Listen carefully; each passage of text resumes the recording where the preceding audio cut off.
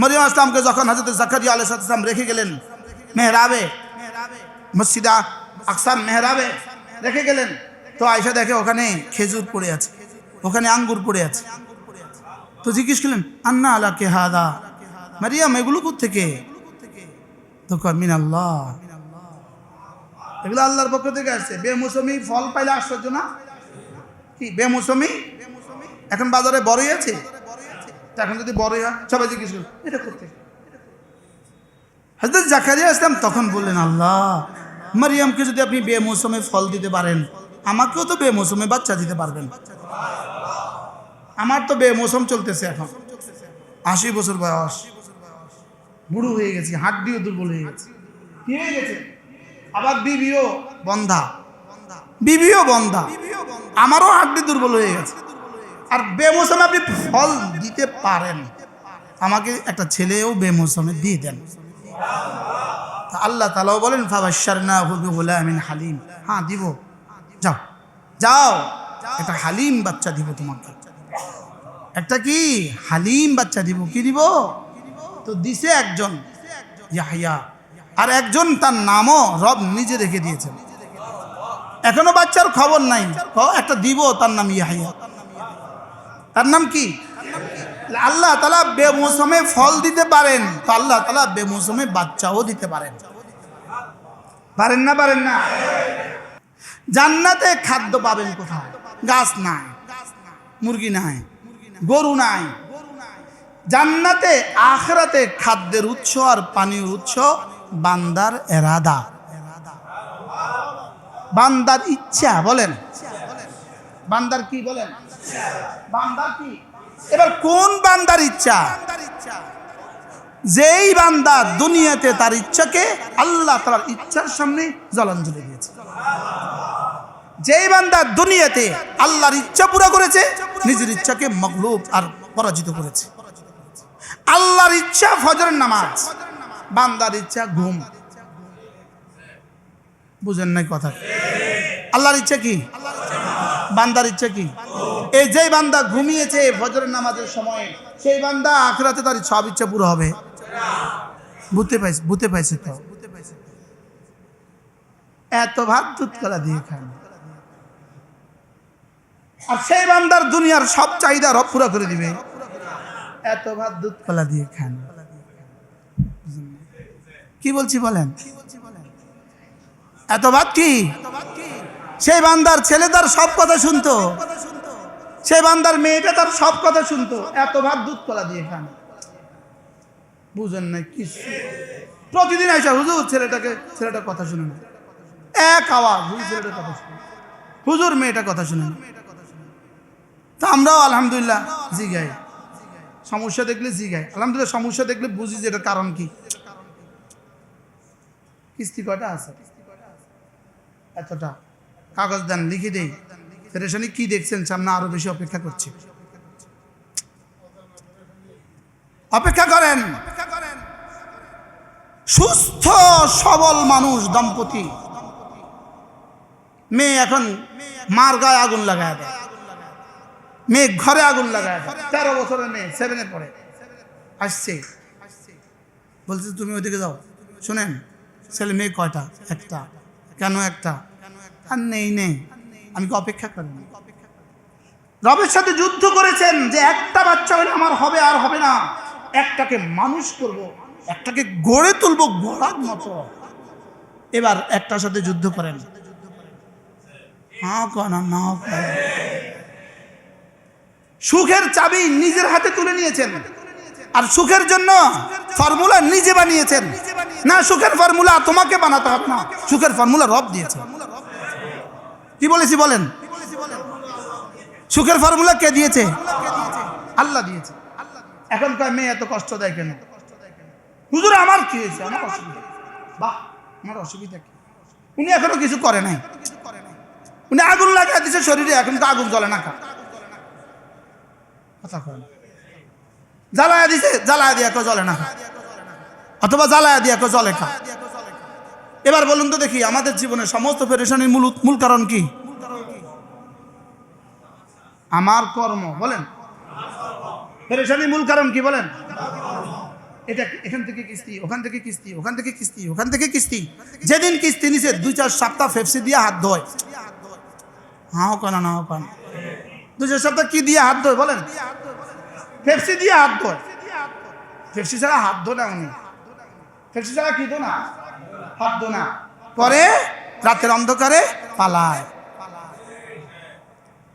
সত্য বলছি না মিথ্যা বলছি? এরকম কোন উদাহরণ তো আপনাদের লক্ষ্মীপুর শহরে নাই, নাই তো? বলেন না, আছে না নাই? এখন পালালো কেন? এখন দোকানে তালা ঝুলে কেন? এখন শোয়ার জায়গাও নাই কেন? এবার বলেন, আমার জীবনের সব প্রাপ্তি, আমার জীবনের সব চাওয়া পুরো হওয়ার মাধ্যম কি? আর আমার জীবনের সব ব্যর্থতা থেকে বাঁচার উপায় কি? আমার জীবনের সব নষ্ট থেকে বাঁচার উপায় কি? সব কষ্ট থেকে বাঁচার উপায় কি? আর সব মিষ্টি পাওয়ার উপায় কি? আর তাকওয়া মানে রব যা যা ছাড়তে বলেছেন সব ছেড়ে দেওয়া। বলেন, আবার বলেন। চুন আর জর্দা খাইতে কবে বলছে? কে কবে বলছে? চুন আর জর্দা খাইতে, বিড়ি খাইতে কে কবে বলছে? পৃথিবীর কোন বইতে লেখা আছে চুন খাওয়া মুস্তাহাব? পৃথিবীর কোন বইতে লেখা আছে জর্দা খাওয়া ওয়াজিব? পৃথিবীর কোন বইতে লেখা আছে বিড়ি খাওয়া এই ফায়দা? হ্যাঁ কেন না? আপনি কি পরিমাণ ক্ষতিকর বস্তু শরীরে ঢুকিয়েছেন, এবার আপনি বলছেন আল্লাহ বাঁচা। তা আপনি পানিতে নামে বলতেছেন আল্লাহ বাঁচা, আল্লাহ ভিজাইও না। আগুন লাগাইয়া বলতেছেন আল্লাহ বাঁচা। হ্যাঁ কেন না? বলে হুজুর আমের এই ওয়াজ ছাড়া আর কোনো ওয়াজ নেই। আমার ওয়াজ, আল্লাহর কসম, উসিকুম ওয়া ইয়া, আমি আমাকে বলছি, এক জাররা ক্ষতিকর কোনো কিছু করা যাবে না। শারীরিক ক্ষতি, রুহানি ক্ষতি। বলেন কি বলছি বলেন? এই যে ছেলেগুলো খেলা দেখছে রাতভর, আপনি বলেন শরীরের ক্ষতি কেমন করছে, রুহানি ক্ষতি কেমন করছে? এই ছেলেরাই হবে চোর আর ডাকাত। এগুলোই পরে চুরি করবে, এগুলোই চুরি করবে, এগুলোই ডাকাতি করবে, এরাই আত্মহত্যা করবে। কি স্যার আপনি এত পরে আসছেন, বিষয়টা শেষ হয়ে গেছে। যতক্ষণ পর্যন্ত এক এক ক্ষতিকর বস্তু থেকে আমাকে বাঁচাতে হবে। আমার শরীরের ক্ষতিকর, আমার রুহের ক্ষতিকর। বলেন, আল্লাহ তাআলা যত কিছু নিষেধ করেছেন প্রত্যেকটা আমার শরীরের জন্য ক্ষতিকর, আমার রুহের জন্য ক্ষতিকর। কি বলছি বলেন? শরীরের জন্য বলেন, বলেন ছবি দেখা। যারা এই মোবাইলে এভাবে 24 ঘন্টা মোবাইল দেখতেছে, আপনি কি মনে করছেন বিবাহ পরবর্তী জীবন তার অনেক সুন্দর হবে? হ্যাঁ বলেন। এবার এলো কত, গেল কত। এবার 6 মাস পরে বিবি শেষ। এবার বিয়ে করার সময় যে 10 লাখ টাকা ঋণ করছে, হেটার কি অবস্থা?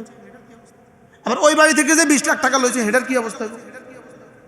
পেরেশানি বাড়ে না কমে? আপনি আজকের মোবাইল তাকে ধ্বংস করছে কবে বলেন? এবার বলেন, আল্লাহ তাআলার প্রতিটা নিষিদ্ধ বস্তু শরীরের জন্য আর রুহের জন্য সমান তালে ক্ষতিকর কিনা বলেন? কি বলছি?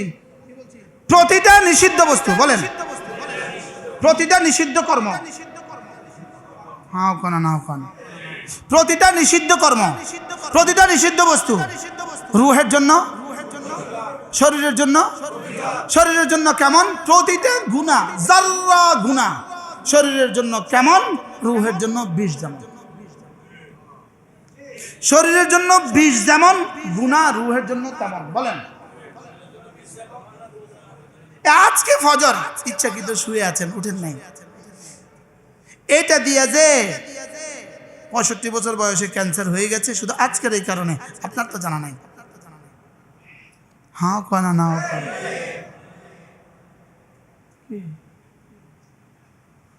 স্বামী তার স্ত্রীকে ডাকছে, এই আসো, 8টা বাজে ডাকছে, হ্যাঁ আসছে 3টা বাজে।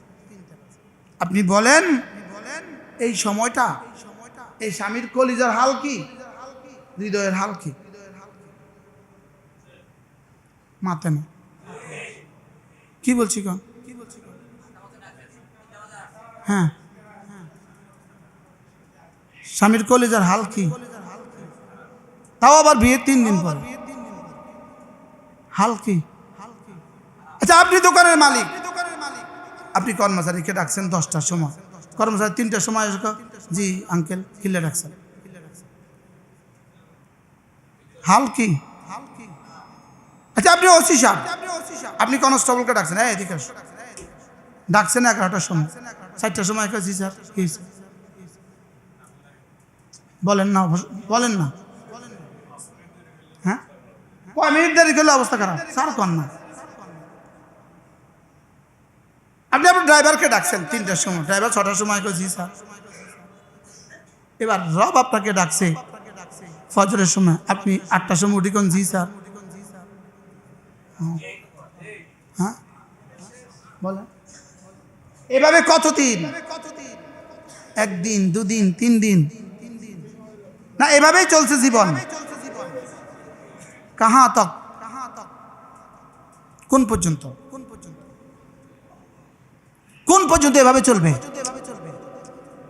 হ্যাঁ কানা না কানা না, ততক্ষণ নিঃশ্বাস আছে, নিঃশ্বাসের আগেই তো হতাই তো, নিঃশ্বাস তো বহুত দূর, নিঃশ্বাসের আগেই তো শোয়া দিতেছে।